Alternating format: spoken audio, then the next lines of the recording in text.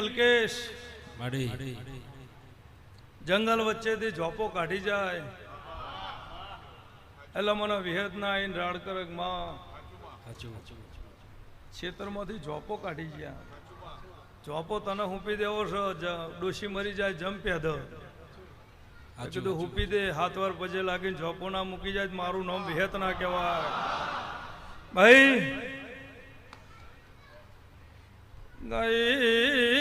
ગાઈને ગાડા ભર્યા પણ દેવના તમારા ઓળખાણ ના પડી હોય તો અવતાર એળે જતો રે મળેલી મૂળી રેળાઈ જા.